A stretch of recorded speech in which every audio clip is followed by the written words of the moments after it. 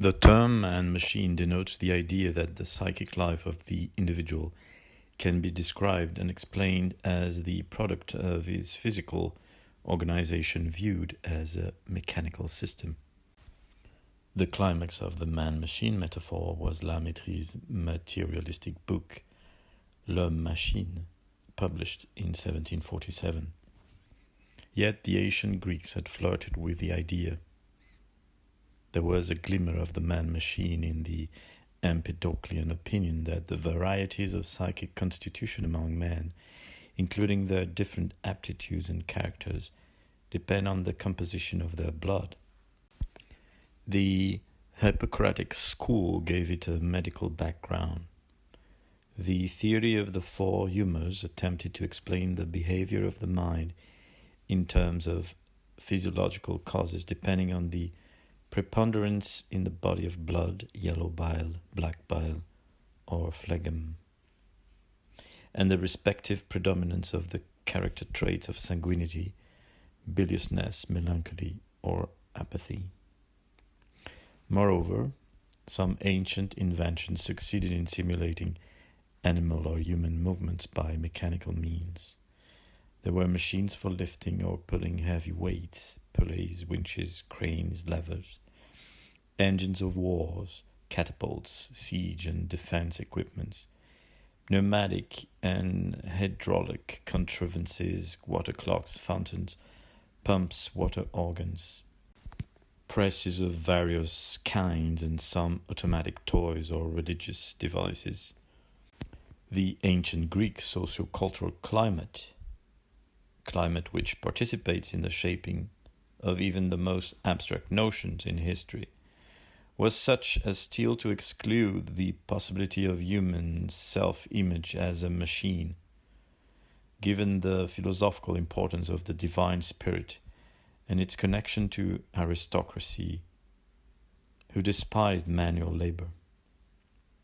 In the 16th century, at the historic moment when technological mastery of nature became a methodically conscious goal, the idea of the man-machine became more and more familiar, favored by the rebirth of anatomy, under the impetus of Vesalius' influential book De Humani Corporis Fabrica, 1543. French thought from Descartes to the Enlightenment thereby became the theatre in which the concept of automatism was by degrees generalized from the animal to the human realm. The beast-machine doctrine had resulted from Descartes' metaphysical dualism. He wrote in his Traitors of Man, 1664, "All the operations which I have attributed to this machine, such as the digesting of food, the beating of the heart and arteries, nourishment and growth, respiration, waking and sleeping, the reception of light, sounds, odors, tastes, warmth, and other like qualities into the exterior organs of sensation, the impression of the corresponding ideas upon a common sensorium and on the imagination, the retention or imprint of these ideas in the memory, the internal movements of the appetites and passions, and finally, the external motions of all the members of the body. I wish that you would consider all of these as following altogether naturally in this machine from the disposition of its organs alone, neither more nor less than do the movements of a clock or other automaton, from that of its counterweights and wheels." In the De Homine, 1658, of Hobbes, there was already outlined a complete rationale for the mechanization of mind. Inspired by the new physics, Hobbes was the first to reduce all things to nothing but bodies in motion, and since for him only efficient causes were real, psychology and epistemology became branches of mechanics like any other science of nature, except that imperceptibly minute motions were said to be involved in the entry of sense impressions into the brain. It was not, however, until the publication of Mettrie L'Homme-Machine, 1747, that the idea became a coherent philosophical position. From profusely cited evidence of what he took to be an invariable correlation between mental and physical states in the individual, Mettrie concluded that, in addition to every vital and involuntary function, all the forms of conscious life, such as sensation, the passions, memory, thinking, volition, are regularly contingent upon the organic machine, and more exactly on the structures and activity of the central nervous system. Mettrie harmonized the experimentalist ideal of modern science with his main thesis. The man-machine was held to be a logically valid notion, not because it expressed any a priori truth about human nature, but on the strength of induction from verifiable psychophysical data.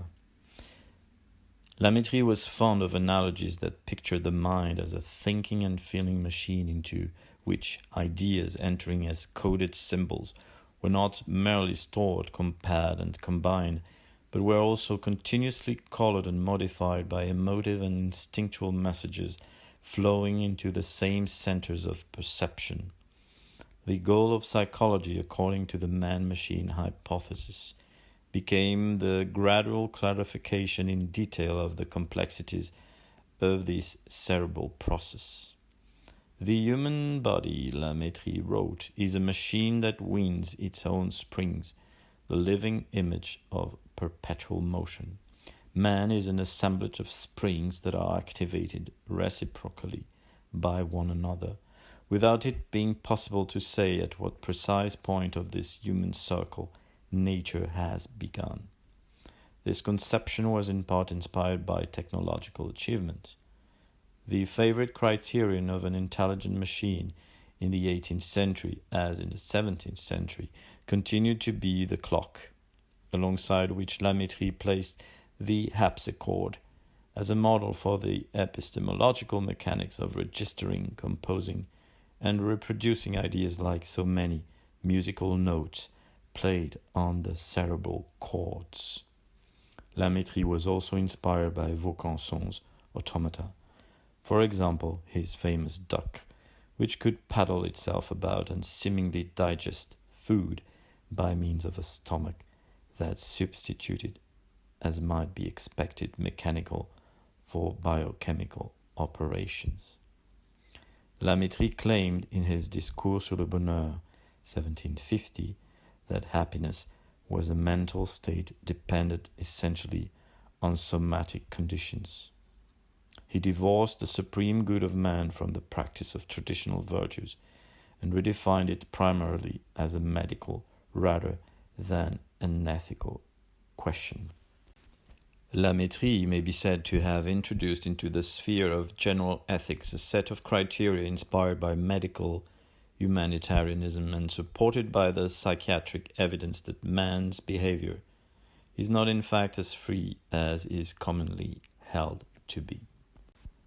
Today, in its psychological and philosophical riches, the idea has come to mean that psychical events, at least in theory, are empirically attributable according to specific regular and determinable patterns to neural mechanisms, without it being obligatory to define whether a priori or a posteriori the underlying causation or the ontological status of the mind.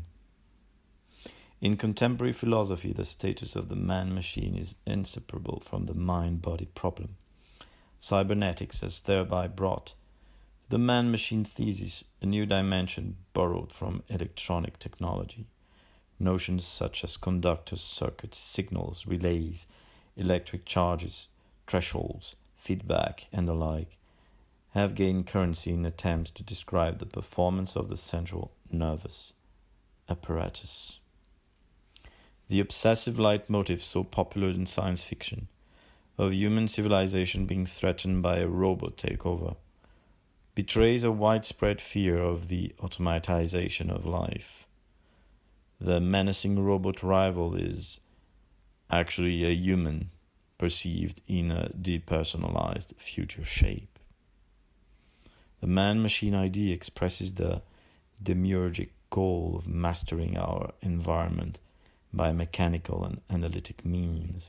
It conveys the malaise of dehumanization in modern culture and conjures up fantasies that put in doubt the survival of human's authentic self. Today, the materialistic view of humanity is championed by Anglo-Saxon research rather than Latin or French. When Italian philosopher Rignano published in 1926 Man Not a Machine, a study of the finalistic aspects of life, in which he defended a form of vitalism, it was the British biochemist Joseph Needham who answered in 1928 by writing that any theory that claims that we are more than a machine is romantical and unscientific. The debate is still on today.